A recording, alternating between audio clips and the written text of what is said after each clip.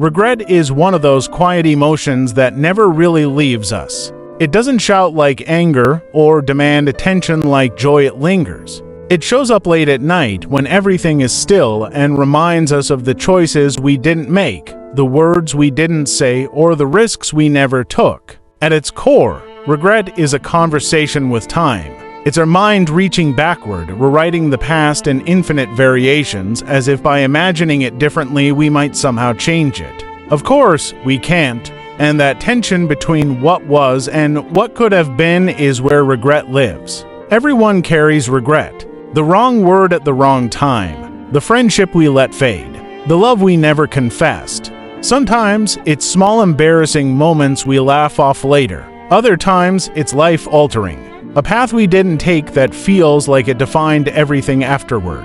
Psychologists have studied this deeply, and surveys show that the most common regrets are about education, career, romance, and family. Not the flashy things, cars, gadgets, luxuries, but the things tied to our sense of identity and meaning. And over time, one pattern becomes clear. People regret inaction more than action. We regret what we never tried, the phone call we didn't make, the risk we didn't take.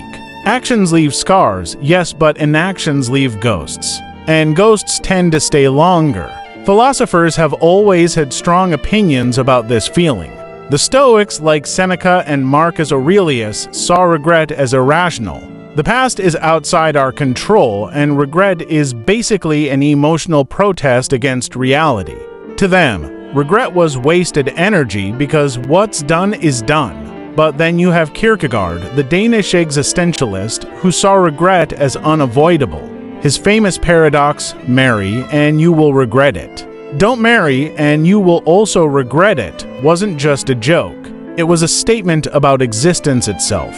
No matter what we do, some part of us will always wonder what the other path would have been like. And then there's Nietzsche, who flipped the script entirely. He posed the idea of eternal recurrence. What if you had to live your exact life with every mistake and regret over and over forever? Would you curse existence or could you embrace it? For Nietzsche, the challenge was to affirm life so fully that even your regrets became necessary parts of your story. You can see regret woven into almost every story humans tell. Greek tragedies are basically case studies in regret. Oedipus, Hamlet, Macbeth, heroes and done by choices they cannot reverse. Modern films do it too.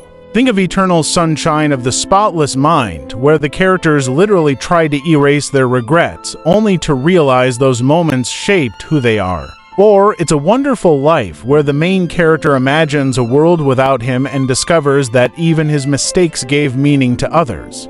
Even popular culture thrives on what-if scenarios. Alternate endings, multiverse movies, choose-your-own-adventure games. We're obsessed with exploring the lives we didn't live because in them we see our regrets. Psychology shows us that regret isn't just an emotional response, it's a survival mechanism. Regret teaches us. When you regret touching a hot stove as a child, you don't do it again.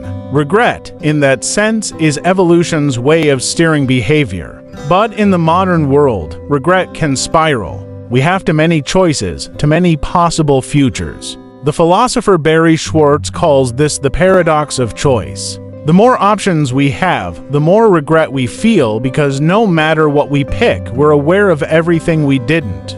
That's why regret feels heavier today than ever before. Social media amplifies it. We don't just imagine what could have been, we see it. Scrolling through other people's highlight reels, we compare our reality to their curated possibilities. And regret grows.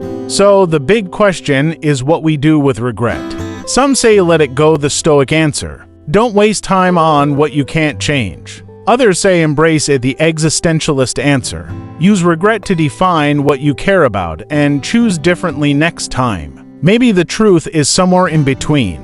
Regret shouldn't chain us to the past, but it shouldn't be ignored either. Because regret is a signal. It tells us what matters. If you regret not speaking up, you value courage. If you regret drifting away from someone, you value connection.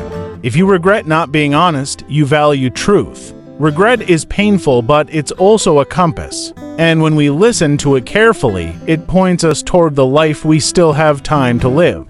Regret is the shadow of our freedom.